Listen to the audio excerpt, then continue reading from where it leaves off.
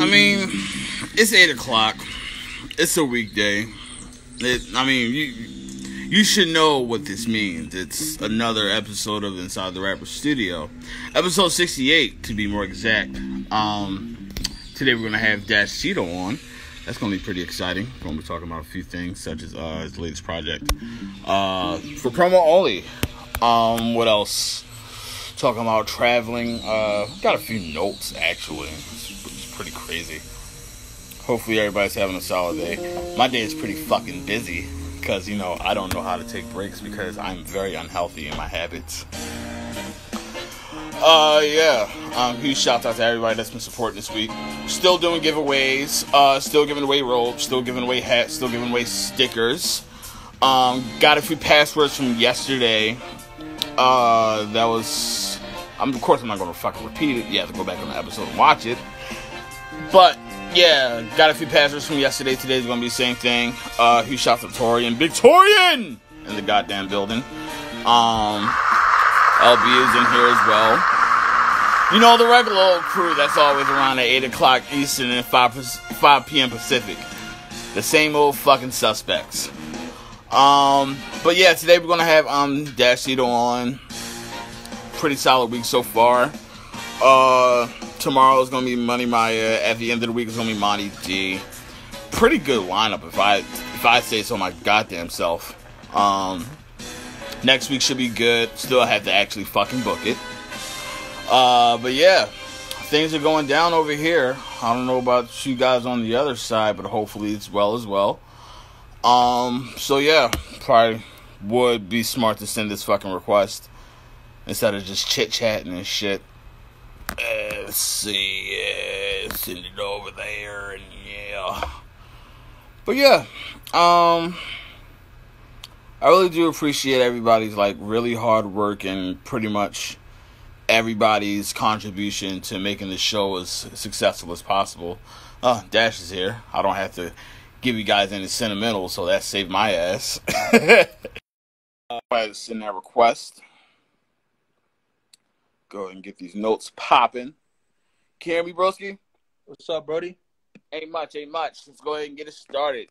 Episode 68 of Inside the Rapper Studio, of course. I'm your host, Score Swayze, and today we have a very special guest in the building. He is the Dash Man himself. What's goody, bro? How you doing? Can't complain. Another day on Earth. The Yeah. Dash himself. Artist. I'd usually do it afterwards so I can be on my P's and Q's and not ask any dumbass questions. Got you. Artist, songwriter, rapper, performer, whatever you can call the man, just don't call him broke. Everybody, please drop hearts, drop likes, drop comments for the one, the only DashCito. How y'all doing? Gucci. How you feeling today, brother, man? Cool, man. I just got off work. I'm a little tired, but, chilling. That's what's up. Yeah. Good time to be off the clock and stop working for these honkies. But that's a different line. That's a different story. So with every episode of Inside the Rapper Studio, there is a origin story told from the bottom of the screen. So could you tell everyone how you got started musically as the artist known as DashCito? I'll say I started around 2012. I dropped my first music on the internet, right? And that's just off the MacBook recording, thinking that's all you had to do. About 2014, I dropped my first project. Same thing off the Mac, but I had that mastered, I think, mixed and mastered a little bit. And then I came back around 2017 with a single called Slick. I didn't drop no music for about 3 years or something like that, or I was doing SoundCloud shit here and there, but I dropped something called Slick in 2017. Then I dropped my first official project on all platforms 2018. And then the joint you talking about for promo only, we dropped that last year around August. So, feel me? That's basically the origin. Nothing deep to it. Gotcha. So I actually wanted to talk about the differences in between the where you are from 2017, from your first project, to where you are now. What would you say is the growth that you've experienced between that time? I'll say I'm more From 2017 as an artist, I've experienced more, so there's more to talk about. I'm a little older, you know. I feel like my approach in the beginning was I wasn't really well versed on the music game, so I've been doing my research and just trying to save up and invest in my shit, basically. That's the difference. Trying to be a little bit more official instead of just dropping shit and hoping it pop off. Yeah. Gotcha.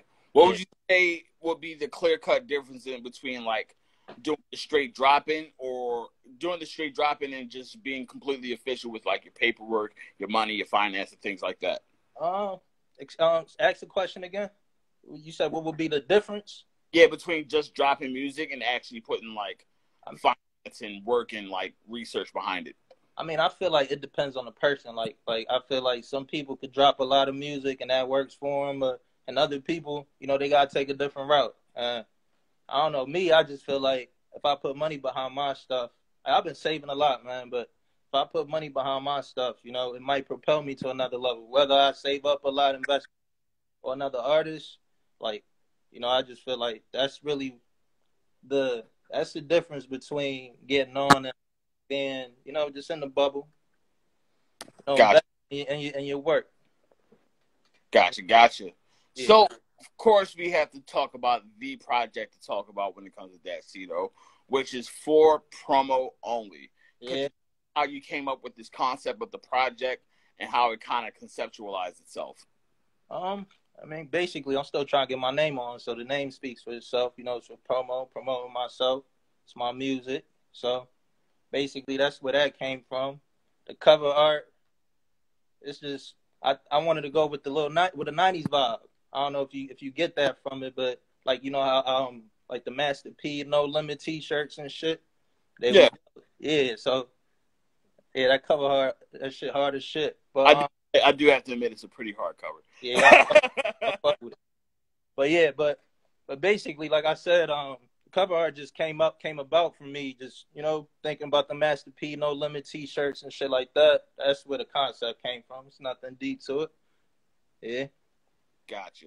Yeah. How much did Master P influence you musically, not just within the studio, but outside the studio? So musically, niggas like Master P and Hove and just niggas that took that boss route, invested in themselves. I'll say they influenced me the most. Niggas like Nipsey Hussle, R.I.P. Nip, niggas like that. I look up. That's what I'm trying to mold myself after. So. Gotcha. So, first song I would love to play from this project is actually not the intro, because I thought it'd be the intro. It's actually Minimum Wage. Yeah. Could you, that's my favorite joint on there. Could you talk about Minimum Wage and how you started to make this song and like the concept of it? I mean, basically, we all still working 9 to 5s and doing whatever we gotta do to survive right now. So that's basically the concept. I'm tired of it, tired of clocking in, tired of working for the man, like you said. Ain't that the truth? You, bro. I said, ain't that the fucking truth? Sorry. Yeah, for sure, man. I'm tired of that shit. So that's basically the concept of it. And then, when my raps, I like to, speak about my life in there. So, I put the two together. And that's how I came up with that. Gotcha. How would you describe balancing the work life and the music life? It's hard, man. When you working, you working. So, feel me? I like money, so I'm always working. I be at work all the time, or I'm outside doing what I gotta do.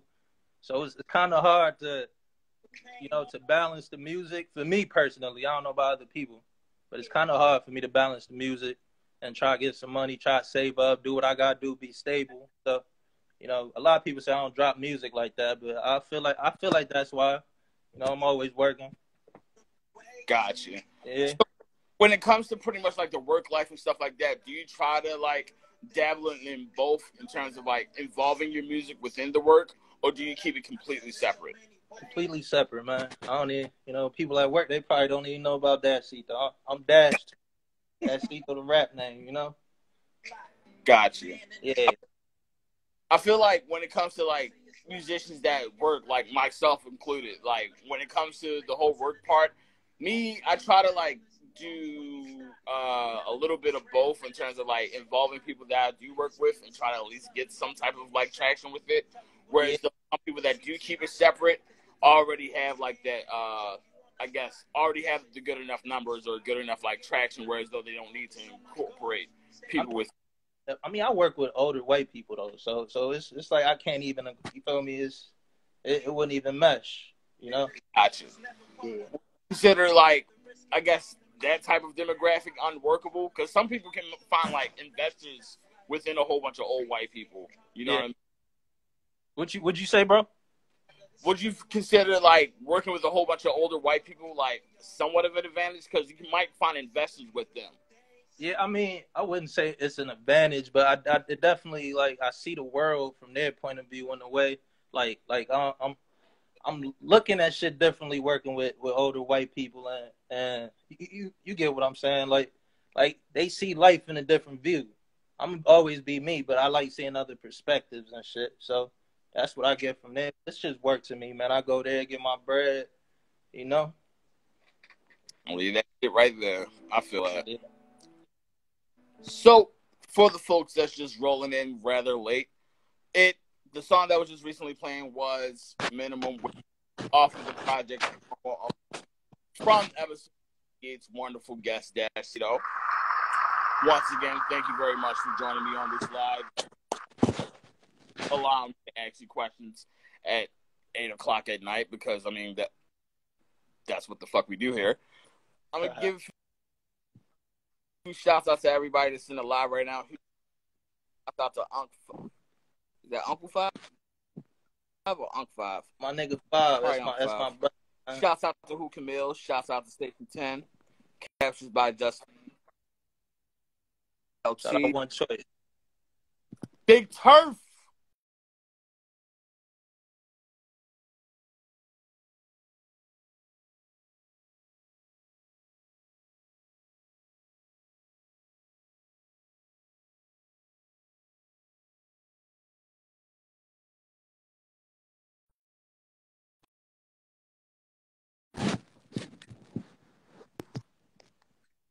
Yo. We good? I find it very disturbing that it's always after like the first song or first question, shit starts. That shit's staticky, bro. Yeah, can you hear me? Can you see me?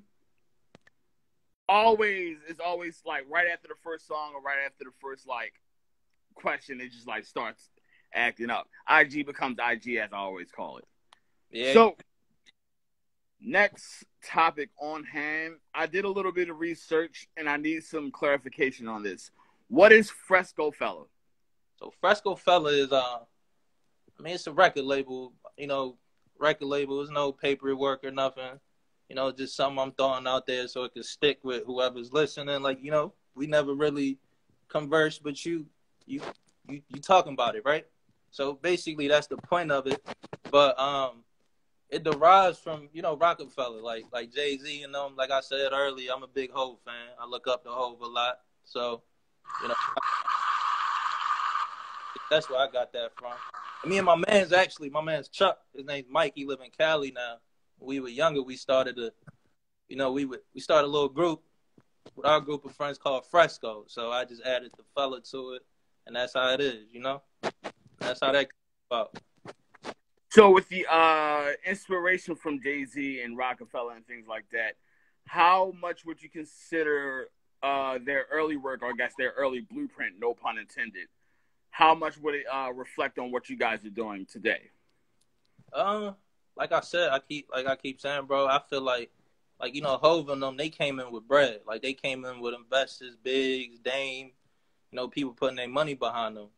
And a lot of labels passed on Hov. A lot of people wasn't digging Hov or whatever the case was. And they invested in themselves. So that's really where the inspiration comes from. I really dig niggas like that. Like Hov, Master P, all them type of niggas. Those are the type of niggas that really I look up to as far as rappers and shit like that. I feel like the perfect examples when it You said what? When it comes to the independent route or the DIY route, when it comes to like your P's and your Jay-Z's and stuff like that, a lot of the times they don't talk about the hardships of being independent. What would you consider one of the biggest hardships of being independent? Of course, Dom. He shouts out to Camille for the toss up. I'll say, like I keep saying, bro, that stacking your money, man, it's hard to stack. Try to invest in yourself, working. So if you're not out here selling big drugs or doing something illegal, or you don't have a really good job, you're not in a certain amount of money. So you really got to put that work in. You really got to, dedicate your time to. If you want to stack your bread, you got to go and put that work in and work hard for that. So, that's basically, that's what I be on. So, yeah. Gotcha. So, next song I wanted to talk about is actually still on for promo only, obviously, but it features a certain artist, which is Swayze Collins, and the song is called Ben's Keys. So, talk to us about Ben's Keys and how this song came about. Macaulay. So I had a record I dropped it on SoundCloud. I took it off, but I dropped it years ago on SoundCloud. The song was Swayze too, but it wouldn't let me put it on there as Ben's Keys for some reason. So, we went with Ben's Keys, and I crashed my I had a Mercedes 2017. That's what the song 2017. When I actually got a new one, I went and bought a new one. So, that was just motivation to go cop a new whip, man. That's all it was. That's where the concept came from. My nigga Sway, I know him through WT, First Title Podcast. So, we linked up through there, through my nigga Taji. What up, Taji? I think the one thing I really appreciate about artists linking up is the unity that comes after that. You know what I mean? Whereas though, you find that one feature, you find that one artist, y'all link, and then it's just like a brotherhood after that. Was it something similar to that? I mean, the nigga Taji been trying to get me in I dropped Slick in 2017, right? Taji was been trying to get me in work on a he wanted him on a remix with the nigga Max Scott. He was trying to do that, never came to fruition. But so I heard the beat, the Ben's Keys beat, and I just felt it was something that he would propel on, and he bodied. That's my shit. He bodied that. Gotcha. How is it working with or not necessarily working with, but how is it I guess networking with artists or creators such as TWT or Swayze and guys like that? Because there's a huge unity when it comes to guys in the city that really put in the hard work, such as TWT, and it kind of spreads that influence. So would you say that you kind of have that same drive, same influence as those guys that really work hard and put in those man hours and stuff like that? I mean, I feel like what them guys are doing, I fuck with it. You feel me? I like the vision. I see the vision. It's kind of dude. They got their little team set up already, but they're really working hard. And I fuck 100%, 100% factual. They caught the spot. I peeped that too. That shit's hard as a bitch. That's what I'm trying to be on with my niggas. But on the music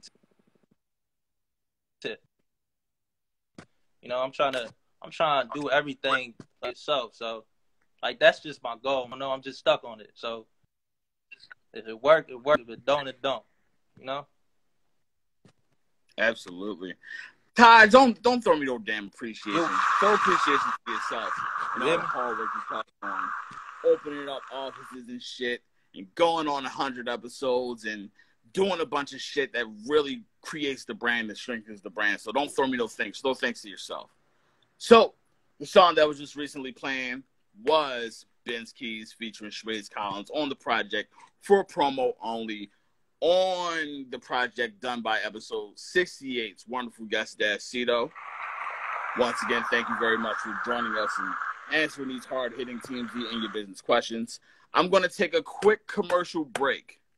that's why, because there's a bunch of lag. So we got to fix that shit. So once we get back, I'm going to answer the rest of these questions. We're going to keep the ball rolling, and then, yeah. So I'm going to be back in just like a good 1 minute, 2 minute